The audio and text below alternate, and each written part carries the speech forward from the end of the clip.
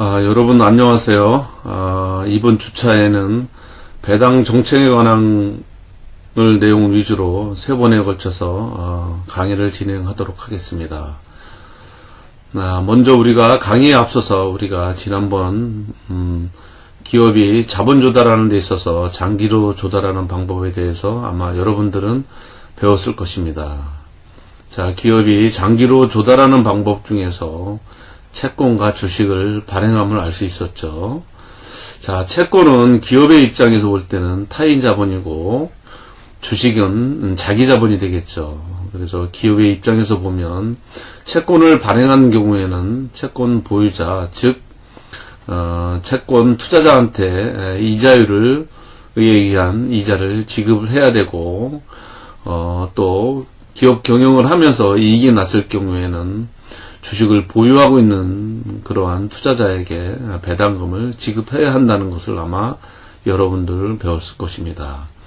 그래서 우리는 주식과 채권을 가지고 있는 그러한 투자자한테는 어느 정도 보상을 해줘야 된다는 것은 우리는 이미 배웠습니다. 물론 기업의 입장에서는 비용이겠죠. 그래서 그러한 측면에서 이번 주차에는 기업들이 배당과 관련된 여러 가지 정책에 대해서 살펴보는 시간을 갖도록 하겠습니다. 자, 먼저 제1차 시입니다. 제1차 시에서는 배당 정책에 대한 아주 기본적인 개념하고 배당 정책 이론에 대한 부분을 살펴보도록 하겠습니다.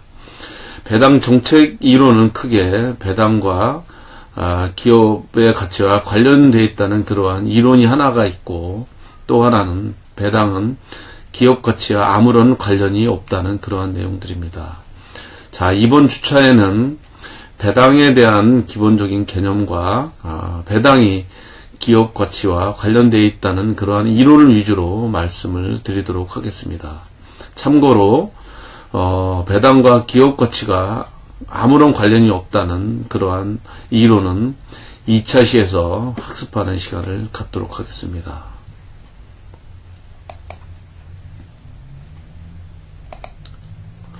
자, 배당 정책입니다. 자, 영어로 얘기하면 디비던스 폴리시라고 이렇게 부르고 있죠.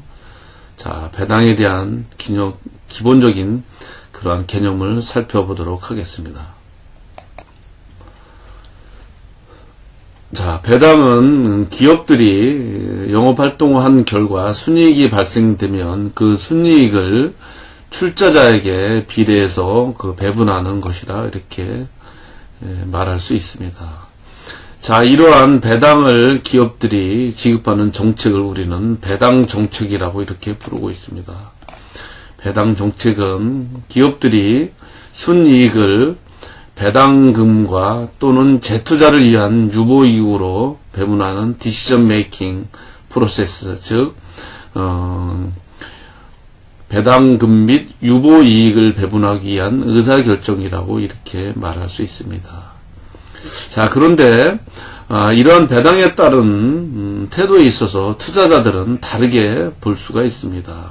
즉 기업들이 배당을 지급하는 데 있어서 만약에 배당 소득을 원하는 그러한 투자자인 경우가 있을 거고, 또 하나는 배당 소득보다는 본인이 가지고 있는 그러한 주식의 가치가 상승함으로써 이득을 얻을 수 있는 그러한 자본이득 측면에서 볼 수가 있습니다.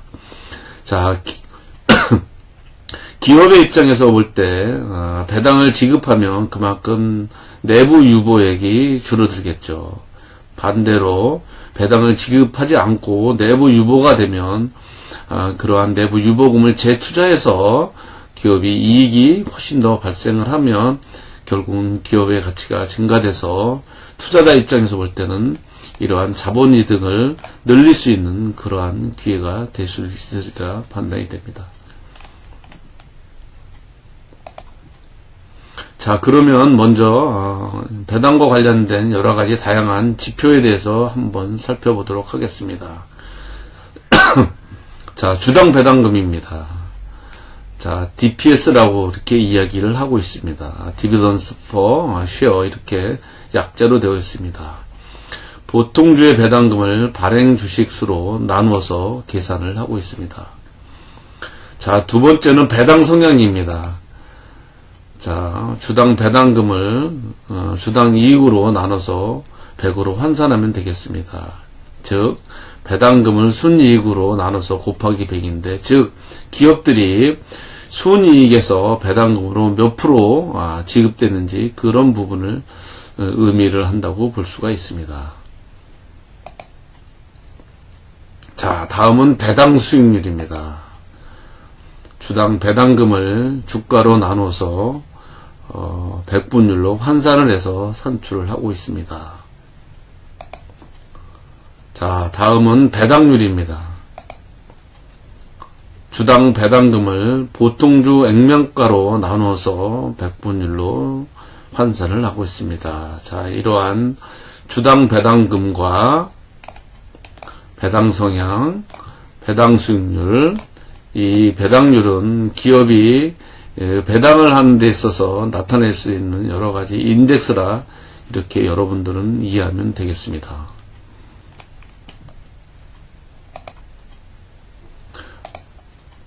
자, 그러면 기업들이 배당을 지급하는 그러한 절차에 대해서 그림으로 잠시 살펴보도록 하겠습니다. 자, 우리 주식을 가지고 있는 경우에는 수시로 투자자들이 샀다 팔았다 할 수 있기 때문에 주식을 어느 시점에 보유하고 있는 그러한 주주들을 위해서 배당을 지급해야 되는 이런 고민이 있겠죠. 그래서 우리 현행법에는 결산일이 12월 31일인 경우에 12월 30일까지 주식을 보유하고 있으면 배당을 받을 수 있는 그러한 권리를 가지고 있습니다. 자, 근데 참고로 이 12월 31일은 주식시장이 휴장을 하게 됩니다. 휴장을 하니까 기본적으로 그 전날인 12월 31일이 바로 주식을 배당할 수 있는 그러한 기준일이 되겠죠. 그래서 우리는 12월 31일을 우리는 배당 부일이라고 이렇게 부르고 있습니다. 자, 그러면 배당을 받을 수 없는 날짜는 언제일까요? 당연히 12월 29일 날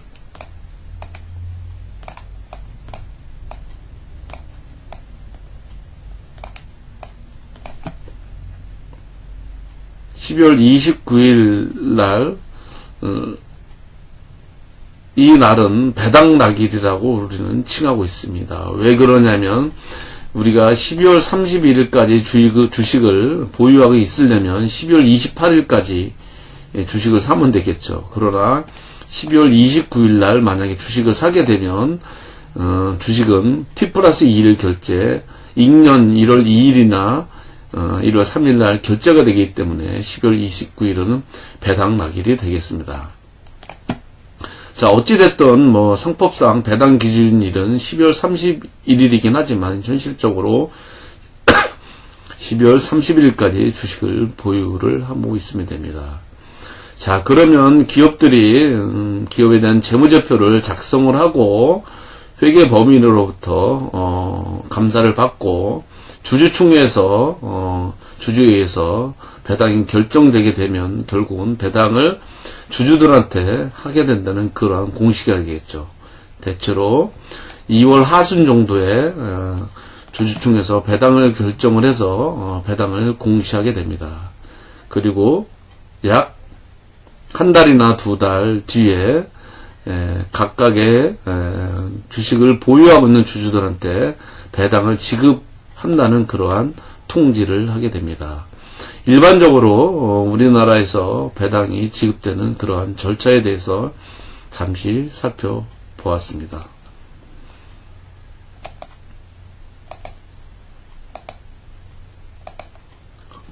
자, 그러면 기업들이 1년 동안 기업 경영 활동을 하면서 이익이 나겠죠. 물론 경영 활동이 좀 저조해서 이익을 내지 못하는 물론 기업들도 있습니다. 자, 그런데 그 이익을 나타낼 경우에 바로 이익을 어떤 식으로 배분할 거냐는 바로 기업마다 다르게 나타날 수 있습니다.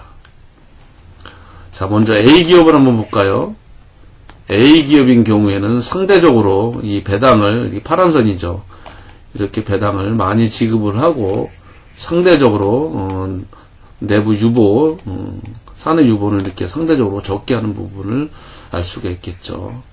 자, B기업은 반대입니다. 자, A기업과 반대로 배당은 뭐 사내 유보에 비해서는 좀 작게 하지만 사내 유보는 배당에 비해서 훨씬 더 많은 유보를 한다는 것을 알 수 있습니다. 자, 이런 현상이 왜 생길까요? 기업이 사내 유보를 많이 한다는 사실은 바로 미래에 좋은 사업을 투자하기 위한 내부 투자 자금 마련을 위한 그러한 측면으로도 볼 수 있겠죠. 반대로 그렇지 않은 기업들은 주주가치의 제고를 위해서 주로 많은 배당을 하는 뭐 그러한 모습을 보이겠죠. 예. 그래서 기업들은 그 기업의 경영 상태나 재무 상태에 따라서 이 이익을 배당을 할 건지 사내 유보를 할 것인지 또는 몇 프로의 각각 배당과 사내 유보를 할 것인지를 각각 기업의 입장에 맞춰서 결정을 하게 되고 그 부분에 대해서는 반드시 주주총회에서 승인을 받아서 아마 이루어지게 됩니다. 자, 참고로 그러면 우리나라 기업의 배당 수익률은 몇 프로인지 잠깐 좀 살펴보도록 하겠습니다. 본 도표는 신흥국을 위주로 해서 좀 통계 자료를 인용을 해서 좀 말씀을 드려보도록 하겠습니다. 자, 2016년도 확정치에서 보면 러시아가 3.81%로 1위네요. 그리고 대만이 3.79%로 2위, 터키가 2.53%로 3위, 브라질이 2.41%로 4위, 남아공이 2.99로 5위, 그리고 말레이시아 2.9%, 태국이 2.7%, 인도네시아 2%, 그리고 중국 2.8%네요. 그리고 멕시코 1.8%. 자, 우리 대한민국 한국은 1.7%가 되겠습니다. 자, 신흥국 국가 중에서도 우리나라가 상대적으로 배당 수익률이 좀 상대적으로 좀 낮다는 것을 우리는 알 수가 있습니다. 자, 2007년치 예상치도 마찬가지 결과를 이렇게 가져오는 것으로 이렇게 예상이 했네요. 자, 우리나라 기업들이 다른 신흥국 대비해서 저조하기 때문에 제 생각은 우리나라 기업들도 좀 더 높은 배당 수익률을 나타낼 수 있도록 신경을 써줬으면 하는 그러한 기대감이 조금은 있습니다. 자, 이번에는 그 배당이 과연 기업 가치와 관련이 있는지 그 이론적인 측면에서 살펴보도록 하겠습니다. 즉, 배당하고 기업 가치가 과연 관련이 있는지 그런 부분입니다. 자, 모두에 말씀드렸듯이 1차 시에서는 이 배당이 기업의 가치와 관련이 있다는 그러한 주장에 대해서 살펴보는 시간이 되겠습니다.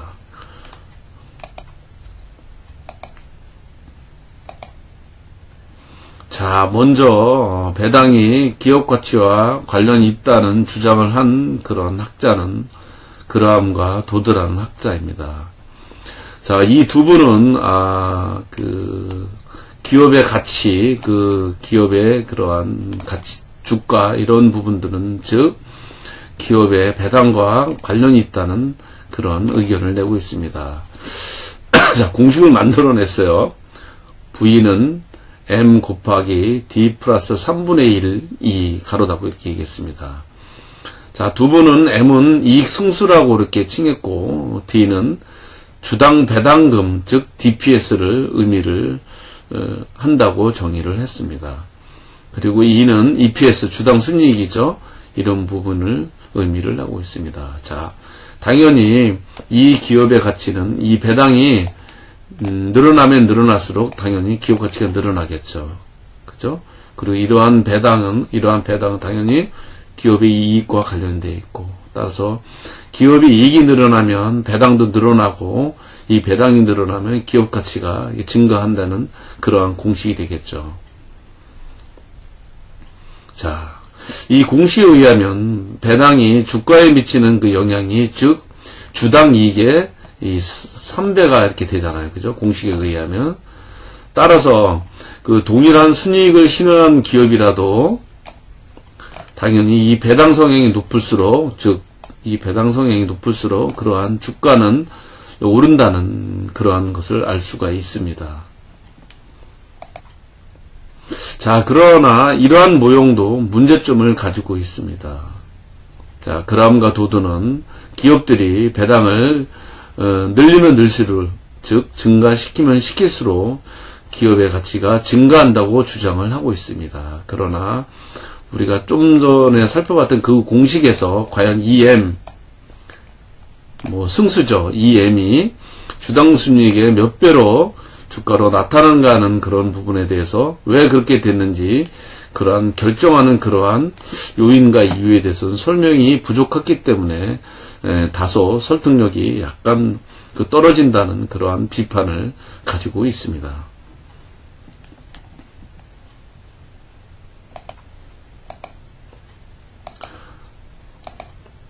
자, 다음 배당이 기업 가치에 연관이 있다는 그렇게 주장을 한 학자는 월터입니다.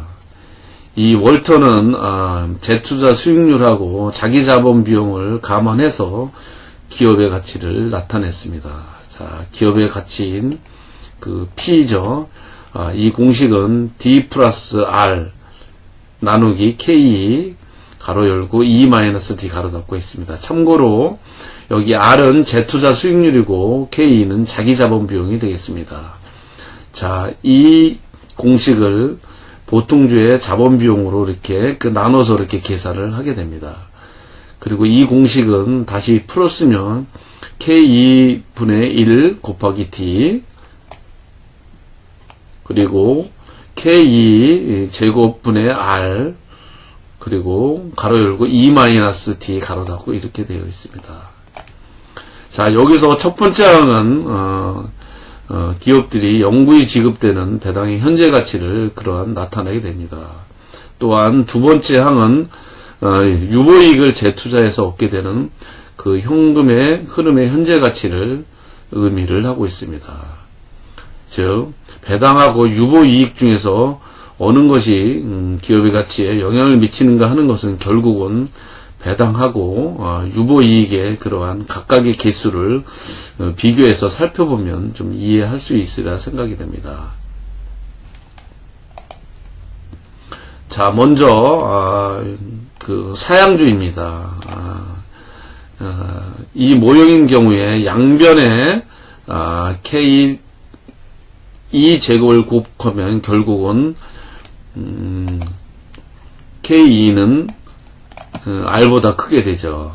따라서 배당이 유보이익보다 기업가치 영향이 크기 때문에 가능한 한 배당을 기업들이 늘리면 늘릴수록 기업의 가치는 커진다는 이러한 의미를 내포를 하고 있습니다.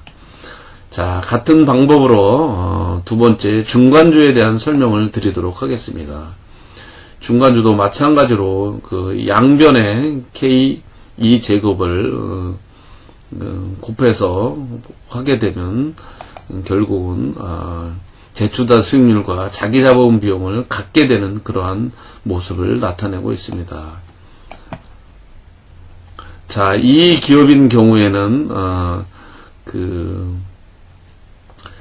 기업들이 어느 정도 배당을 하든 또는 어느 정도 유보하든지 간에 기업의 가치는 전혀 영향을 받지 않고 다만 그 기업들이 실현시킨 그런 이익의 크기에 따라서 기업의 가치가 결정된다는 것입니다. 따라서 이 기업들은 주로 중간주라고 이렇게 볼 수 있습니다. 자, 세 번째 성장주입니다. 같은 방법으로 K2제곱을 나눠서 계산을 하게 되면 반대로 사양주와 반대로 재투자 수익률이 자기 자본 비율보다 큰 상태로 나타나게 됩니다. 자, 이러한 상태에 처해 있는 기업들을 우리는 성장주라고 이야기를 하고 있습니다. 즉 유보이익이 배당보다 기업가치에 그런 미치는 영향이 크기 때문에 가능한 한 유보이익을 늘려서 이를 재투자하게 되면 기업가치는 점점 커지게 되는 그러한 모습을 보이겠죠. 따라서 이러한 기업의 주식을 우리는 그로스 스톡, 그래서 성장수라고 이렇게 부르고 있습니다. 자, 워터가 주장한 그러한 내용에 대해서 설명했습니다.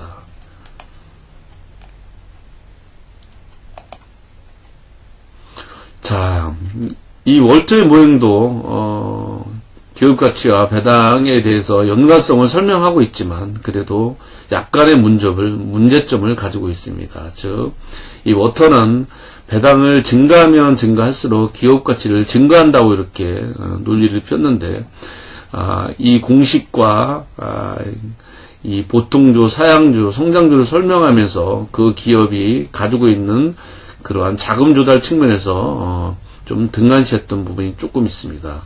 자, 그게 바로 외부 금융의 그러한 기회를 무시했다는 얘기입니다. 충분히 기업들은 여러 가지 그 수단과 방법을 통해서 자금을 차입할 수 있겠죠. 예, 그런 부분을 무시했다는 그러한 문제점을 가지고 있습니다. 또한 워터는 자기 자본 비용하고 재투자 수익률이 항상 그 일정하다는 가정을 했지만 실제적으로 기업들이 사업에 대한 그 부분을 수행하면서 조달할 수 있는 자기 자본 비용하고 또 그 기업이 재투자할 수 있는 그런 수익은 항상 일정하게 나타나는 것은 사실 불가능하죠. 어떤 경우에는 자기 자본 비용보다 재투자 수익률이 높을 수도 있고 반대로 재투자 수익률이 자기 자본 비용보다 낮을 수 있는 그러한 여러 가지 변수를 가져볼 수 있습니다. 즉 월터의 모형은 외부 금융의 기회를 철저하게 무시하고 있고 또한 자기 자본 비용하고 재투자 수익률이 일정하다는 그러한 현실과 좀 동떨어진 그러한 논리를 폈다는 점에 있어서 문제점을 가지고 있습니다. 자, 다음은 고든의 모형입니다. 자, 이 혹시 모형 여러분들이 기억하시나요? 보통주에 대한 가치를 측정할 때 여러분들이 한 번 정도로 봤던 그러한 모형입니다.